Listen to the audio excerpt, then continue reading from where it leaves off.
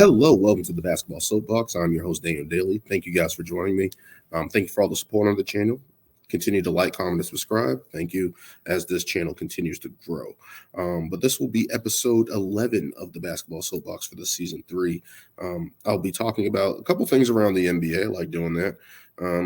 The Celtics streak snapped at home, 20-game winning streak coming to an end to the Denver Nuggets tonight, unfortunately, for us Boston Celtics fan, as well as talking about Jerry Krause' introduction into the Ring of Honor. The Chicago Bulls recently had honoring of the dynasty of the Bulls and the players and executives and coaches of that time. And Jerry Krause did not get a warm reception with his wife in attendance, and that didn't sit right with me in the NBA community as a whole. So I'll be talking about that as well as the Pascal Siakam trade. The Indiana Pacers finally made a move and finally pulled the trigger on adding somebody to help Tyrese Halliburton and bringing an all-star, all-NBA player Pascal Siakam to their team. So I'll be talking about that and going over that. And yes, but let's get into things around in the NBA. First up, of course, the Nuggets defeating the Boston Celtics 102-100, snapping the Celtics' 20-game home winning streak came to an end. Very, very competitive game, tough game for the Boston Celtics. In the first half, it seemed like it was great as they had a 61-55 lead, and everything was flowing. Kristaps Porzingis and Nikola Jokic were having a shootout apparently in the first half. And just playing really good basketball. And NBA Finals preview that everyone's thinking about, and of course the Denver Nuggets are former defending champs, actually, going up against the Boston Celtics, who have been in the conversation for the past couple of years and knocking on the door. So this was a good litmus test for both teams to see where they are in the regular season. And just a very highly entertaining game. The Stars came out to play. Very tough game for Jason Tatum and Jaylen Brown. I'll get to that in a moment, but I want to speak to the side of the Denver Nuggets and how these games they tend to show up. They did drop that game against Philly the other night. Of course, Nikola Jokic and Joel Embiid going at it. But this game, you can tell the Denver Nuggets just persevered and powered through it, despite not shooting so well outside of Jamal Murray and Nikola Jokic over the course of that game. And Jamal Murray, 35 points, 8 rebounds, 5 assists, and just toyed with the Boston Celtics backcourt. And I thought a big thing was the end of the run the end of the third quarter run for the Denver Nuggets, pulling it into 82-81 heading into the fourth quarter. That 8-0 run extended into the fourth quarter, where I thought that was the moment the Boston Celtics kind of let grip of the game a little bit. And they had their opportunities. Surely they had their opportunities down the stretch. But those minutes where they don't have Joker on the floor, those are minutes that the Boston Celtics have to take advantage of. And in those minutes, Jamal Murray was on the court and decided to carve up the defense and get shots over Jason Tatum, Derek White, Drew Holiday. It didn't matter who they put in front of him. He was just carving up that defense. And kudos to him and Jamal Murray, trying to get that all-star candidacy and always prove himself in the West. Even when he had they won the championship, he was trying to just last year, especially coming off from injury, just trying to prove himself. And you have to respect that guy. He's very crafty. Kind of reminds me of a Jalen Brunson. Just very crafty, very tough. Gets to their spots, finishes at the rim, able to knock down tough shots, and he's just tough as nails. As he just went on a tear against the Boston Celtics, as well as Nikola Jokic, 34 points, 12 rebounds, 9 assists. That's going to be his stat line. He's going to be in that range all the time. That's not going to change depending on the opponent. Like, he's very efficient, 14 for 22 on the night here tonight, and just playing a great game and just able to really, him and Jamal Murray, even over the course of that game, again, no one really contributing outside of Murray and Jokic in this game. And you see that down the stretch, the difference between them and the Celtics were kind of a little bit reckless on offense. Jason Tatum couldn't knock down a shot tonight. I'll talk about that in a moment. But those guys just have a way of settling down the offense for the Denver Nuggets, despite everything going on.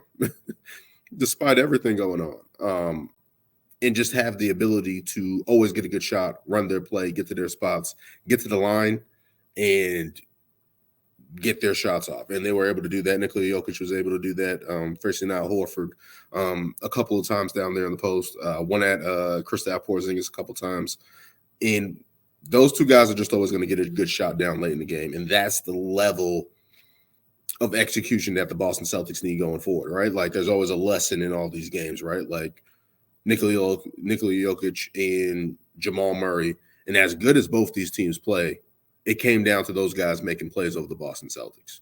That's pretty much it. Jason Tatum with 22 points, 8 rebounds, and 5 assists. Really struggling with a shot tonight. Just seemed like he didn't have the touch on the shot. Shooting the ball really hard. Kind of out of control at a certain points of the game, but was making some good shots and stuff like that at some points, but just over the course of the game and late in the game was struggling, especially on those last couple of possessions there in the fourth quarter, which was unfortunate. But you're hoping that he can turn that over, and you can just see that he was trying too hard and trying to take over the game at that point and just couldn't get it done. KCP did a good job on him tonight, and they were able to throw different bodies at him and keep him at bay and keep him inefficient. Derek White stepping up, was really quiet in the first half and then stepping up over the course of the game. 24 points, 5 assists, and 3 rebounds. Was trying to provide that energy that the Boston Celtics need, but over the course, when this team is not really shooting good, Drew Holiday had a tough game as well. You're looking at what Derek White usually provides, and that he was able to do that, make a couple hustle plays in the fourth quarter. There was a defensive rebound that he got and tipped to Porzingis, I believe, late in the game. That was just a crucial point in the game, and knocking down some big shots late. But just in general, when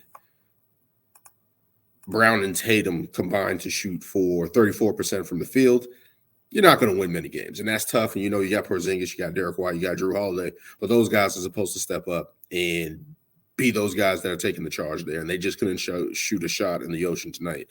Combining for 15 of 43, 34% on the night is just, that was tough. And this was a game. This was a battle, right? Like, these are two powerhouses in the NBA, two dynamic teams, and the defense showed up tonight, 102-100, keeping it at a low-scoring game. And kudos to the Denver Nuggets. I think people overlook their defense, and at times, even last year, were able to get timely stops. And that's something that the Denver Nuggets and other teams don't really do, right? Like, when you look at the Los Angeles Lakers, when you look at the Golden State Warriors, when you look at separating teams, even the Milwaukee Bucks, if you want to put them in the conversation, of teams that just don't get timely stops to get the wins. And when you got guys like KCP, Contavious Caldwell-Pope, Aaron Gordon, guys that are struggling on their night, they're able to make up for it on the other side of the ball playing defense. And kudos to those guys, because it's not going to show up in the stat sheet, and of course their numbers, they didn't play too well shooting the ball. But defensively, I feel like that's where they stepped up for the Denver Nuggets, and they gave their guys, Jamal Murray and Nikola Jokic, enough chances to get in charge of that game, and that's what they did, and kudos to them. The Boston Celtics just not able to knock down shots tonight. And that's pretty much it. And everybody's going to complain about the threes and stuff like that. I mean, the Denver Nuggets didn't shoot better from three from them. They were 8 for 31 to Denver Nuggets. The Boston Celtics 14 for 44. So, I mean, that's just a part of the Celtics offense. They're going to shoot more threes than the Denver Nuggets. The Denver Nuggets are going to usually carve up inside, and they have Nikola Jokic able to cut.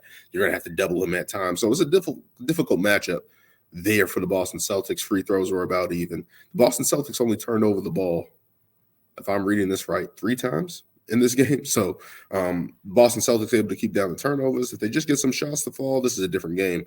But this was a highly entertaining game, a highly contested game, and fun game. And the NBA needs to have these games. I know rivalry week is coming up, I believe, next week. So we're going to have some interesting games on the docket there. But, yeah, this is a great game. It's cool to see Denver versus Boston, and hopefully this is a finals matchup for both teams. And hopefully Jason Tatum and Jaylen Brown have a better game next time. Let's move on to some other news in the NBA. The late